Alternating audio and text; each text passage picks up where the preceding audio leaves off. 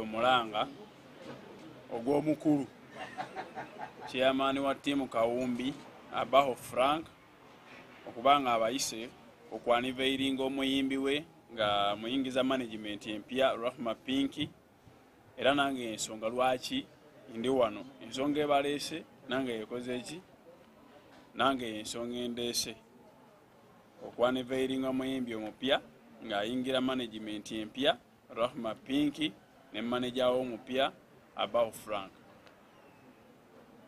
Kali, tuyanze Godfather, kapiteleze muko batono. Si management mpya wazira tugenda kuyambako.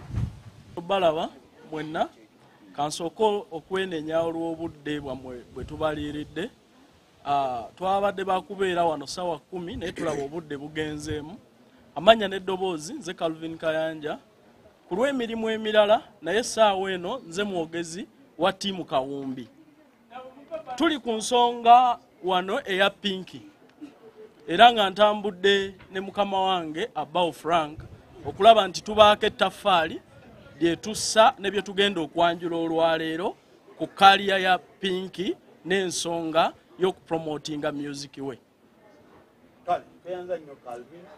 Nyinza kwogera mpozi okubebaza mwebala okuwagira omwana wange mwebala okubeerawo ennyo ku lulwe bye byange.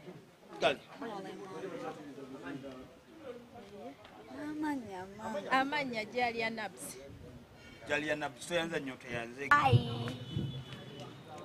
Kansubire muli bulungi, happy belated birthday to me. The reason as to why I'm here today, Ndiwano, because of this guy. He's someone who called me some time back through my mom.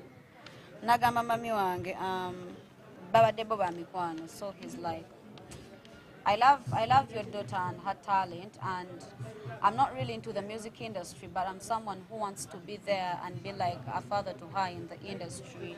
I don't want to manage her because I'm not a manager. I don't want to do anything really more music, but I want to be there, fund her and father her musically. So I was already having issues with managers, me personally. I don't know, I can say because Sagara blaming now. I was already having issues with them. So I'm like, if I have someone who can just be there to further my career and be there for me, I personally know what I want for my career. So when bano omuntu anyambako pushing a change agala cha career yange ngatagenda kumpa pressures aba managers abambye bakola, then I would find that more better for my music career. So I was like, I want to show you to the people, and I'm here to show you my father in the music industry. Abaho president wa TikToker okuva mu tiimu Kawumbi. Nze wano wa Pinky n'omukwano gwe tulina ku TikTok. Pinky yafuna mukondooza ekintu ekikwatagana ne ssente okumanaginga okuteeka mu ssente. Najja n'omwami ono Calvin Kayanja ye mwogezi w'ekibiina kyaffe kya tiimu Kawumbi ne mu Mr. Sefco ne tutuula nga tiimu ne tugamba Pinky mwana muto ate TikTok munaffe tugenda muyambako mu music we gwakuba. Pinky ne tutuula naye n'atugamba ayina ebintu byayagala okulanga tumukwatirako. Ekisooka ayagala genda Nigeria okukola bagita batya okukola kulabo ayina omuyimbi omu gwagenda okukola naye kulabo ekyo kimu n'ebirala byomujja otegeera mu maaso. Ffe ne tuvaayo nze ne mwami Calvin ne Mr. Sefco nga tiimu Kawumbi ne twesalawo tumukole ki tumukwatireko. Ne tumubuuza how much money do you want, n'azitunyonyola ez'ebintu ebirala ne sente ezigenda omutwala Nigeria, era sente zino tuzina tugenda zimuwa wano mu maaso ga kamera. Fwe kye tumusaba kiri kintu kimu, atukolere music gwe twetaaga ng'eggwanga kale, atukolere music omulungi. Bw'anaagenda mu maaso n'otukolera ebirungi tujja muteeka mu ssente kuba tulina akawumbi ke tusobola oteeka mu industry weekali tekaliiko bizibu, tekaliiko abanja. Oba wali omuntu yenna nga muyimbi oba ng'olina gundi talenti yo yonna osobola kutuukirira Sefco oba Calvin Kayanja ne tukwatako sente we ziri. mukyalo ono sente ze tugenda zimuwa wano ziri $8,000,000 tulina $. tweyanze nnyo tweyanzege mukama wange era munzikirize mbategeeze nti Guys, I am working with these people, Team Kawumbi, they are family to me. We are working, and if you want to work with us, we are going to call an doors are open. If you want to book me, if you want to do anything concerning me as the artist, my numbers are there for bookings on Instagram. If you're a manager and you want to work with us, tetwagala nnyo sente zammwe because tulineza ffe. You just call away if you feel like you're professional and you want to join us and work with us. Hey, the doors are open if you want to manage. Tusobola okutunulamu ne tulaba oba you're capable of managing me or you're not. Ne tukuze ebbali if you are, then we can still work with you. kale tweyanze nnyo tweyanzege. So sente ze zino $2,250 mu 1,500. Yes. Sente zino tuziwa Pinky okuva mu Team Kawumbi okumuyambako ku lugendo lwe. Lwagendamu. So tetuli ba manager. Zigenda mu lugendo lwagendamu e Nigeria ku mirimu gya kolabo nga bw'ajjo bannyonnyola. Tetuli ba manager ba Pinky, ffe tuli kibiina ekiteeka akawumbi ku buli talent. Nga bwe tubannyonnyodde nti n'omuyimbi ali eyo oba oyo gwe tunaasanga era naye tujja kumuteekako ettaffaali. So ku lwa Team Kawumbi njagala kwandinga sente zino ziri $2,000 mu 1,500 eri omuyimbi Pinky. Kaichuleta kale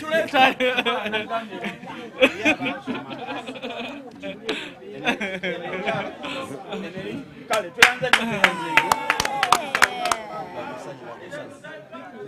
kale Ha ndoza nachi.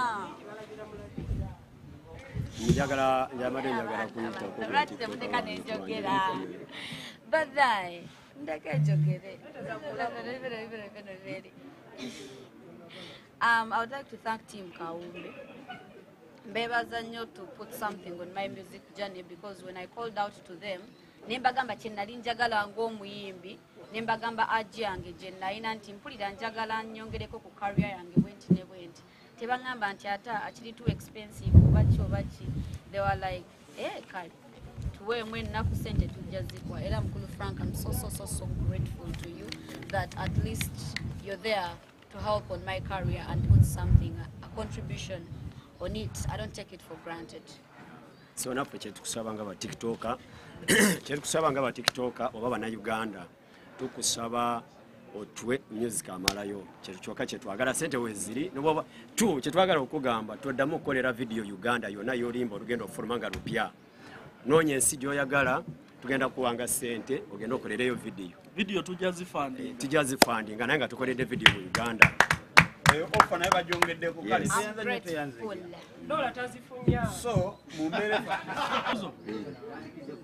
so ekibuuzo lwaki tusaasanya sente bweziti ndowooza bwe tukwata ku Pinky tuba tusitudde music industry ya Uganda ekintu ng'eggwanga bwe kifuna n'abavubuka abasigadde ffe tuliwo okulaba nti bwe tuyamba music career music industry n'abalala bonna abagiryamu bafunamu. Oyinza okwekanga tutegeka bivulu abakamera abaki abaperforminga n'abakola emirimu emirala byonna under music industry tuba tubayambye nga mu Uganda. Sente tuzijjawa tuli bavubuka bato abakola business ez'enjawulo mu Uganda.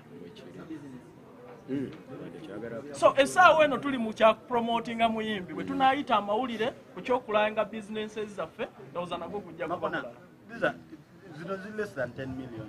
I do believe now it's enough account. Yeah, it's okay. It's okay. Tosobola kujja n'omperera mwana nga zitata wesimanyi. I think nandisudde zino wandibaddewo member wa Hacks Media. Tetuli wano kutukiza bikadde. Pinky akiddemu. Ogambe omwana tebasobola kukola ki nga tata we takola ki? Kati Hacks Media si bazadde bange. Nsaba okitegeka nange ekifeere in perspective nga bw'okireese. Nti omwana tasobola kukola kintu nga muzadde we taliiwo. Wano wandibaddewo representative wa Hacks Media. Hacks Media si bazadde bange.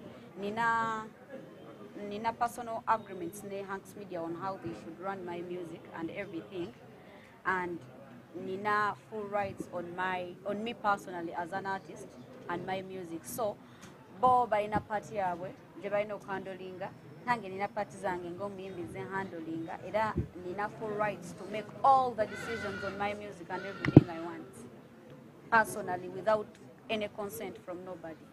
But usually under their management. Tugende ku kibuuzo ekirala ekyo kyakubiri ate sigala kiddamu. Yeah, definitely, yeah.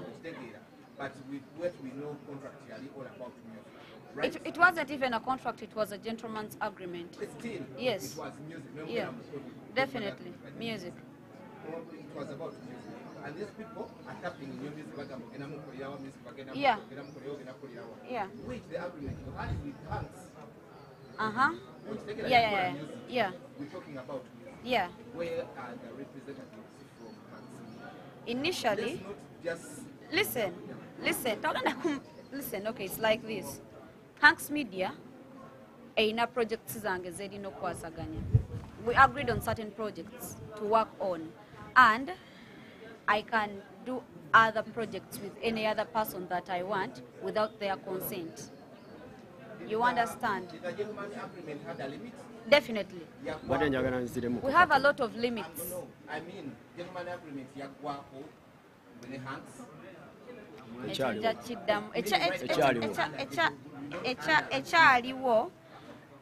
But listen to me. Tontegedde. Leka muddemu bannaaye. Njagala munotinge bulungi kitambulira ku nze ne Calvin Kayanja oba ne ttiimu yaffe nga ttiimu Kawombi. Njagala kubuuza Pink bw'abanga muyimbi n'afuna kyaliwe. Tasobola kugula ng'emmotoka oba essimu n'agimugabira nti wakwayina yamusayiningi.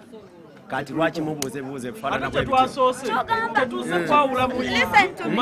Listen to me. And No, kankuddemu linda kankuddemu ffe wetufunira kankuwe ansa wetufunira waawano ffe nga ba tiktoker. Pink is a tiktoker. Yajja ng'akaaba alina ekizibu kye. Ffe gye emirimu gye tukola ku tiktok wadde mutulangira tetulina byakukola tetulina ki, naye gye emirimu gye tukola ate nze president w'aba tiktoker n'akaaba. Abantu bangi baguze n'emmotoka ya miliyoni 10 n'agiwa omuntu, n'agula ennyumba n'agigabira omuntu. So bwe yajjanga okujja mu kibiina kyaffe yajjanga tiktoker, teyajjanga muyimbi. N'atikaabirira, bwe yatikaabirira nali noono ne sefuko ne tumubuuza kyayagala. Twakola budget n'emalako miliyoni ana. Era ezo miliyoni ana zonna tugenda zimuwa, tumuwaddeko 8 wasigadde 32. Era bw'ava eno gy'agenda tugenda zimuwa. Ate okutali musango mwe musigale nga mukola ebivulu byammwe ne Pinki ffe tetukiinako buzibu. Kale tweyanza nnyo tweyanzege. Anko Ffe ttiimu yaffe tugaba.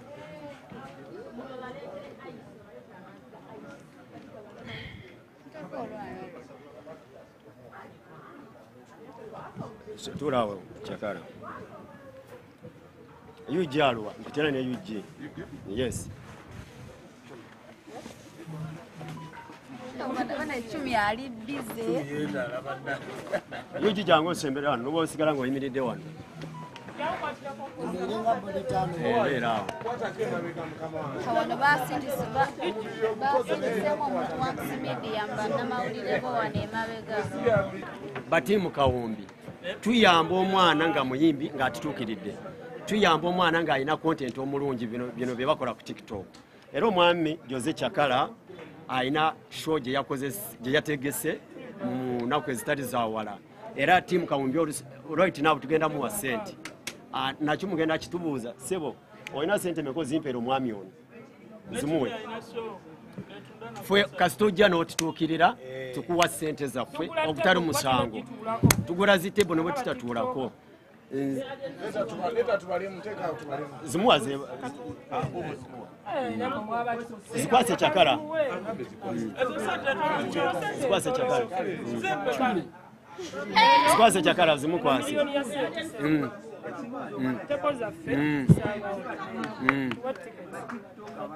Skini bwe yali ategese show banaye mumupulirize. Alien Skini bwe yali ategese show nga ffe batiimu Kawombi ffe abaasooka okuvaayo ne tugula ticket ne zitebo ezamalawo almost 10 million. Naawe obanga wooli awo okola bulungi amawulire go, waliwo akabala akabeera kana akawa olugambo kemanyi TV akakola olugambo olulungi era nako wena akasinkana Sandra njamuwa 10 million nabo onobanga oli eyo ina ebintu ebisanyisa abantu tuli willing okuwa sente zoyagala ate ogutali musango ate n'abalala batutuukirire yes ate n'abalala batutuukirire yes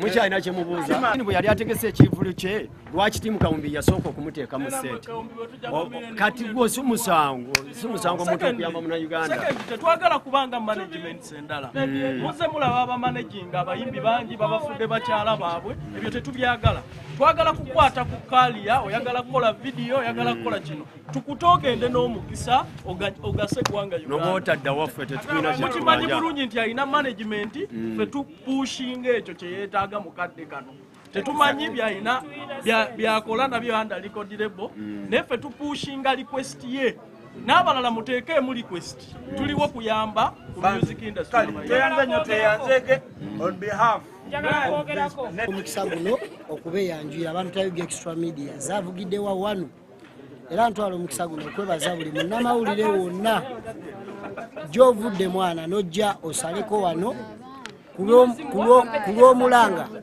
gwa muganda wange Frank Abawo nga pulezidenti w'aba tiktoka n'omuto wange ono okubanga tupushinga ekitone kye okay. Kati mweyo ensonga tuwulidde abantu bangi nga babuuza kyekifuula pulezidenti w'aba tiktok okuba pulezidenti ani lindako tetugenda kwogera byoyagala jangu jayo engula y'omukulu eno ogiteeke wano tetusobola kwogera byoyagala tusobola kwogera biki bye tulina okwogera bannange ngaebakyaleeta engule ntwala omukisa guno okubanjulira ekirala bannamawulire muganda wange ono bamuta Jose Chakala alina konsati ye bagiyita tuli bulala konsati ng'ennaku z'omwezi 25 omwezi ogw'omunaana ku Fiatala Bonita ordinary ya mitwalo 2 VIP mitwalo 5 wamu n'abatebo bakakadde kalamba okay mukulu wange leka eyo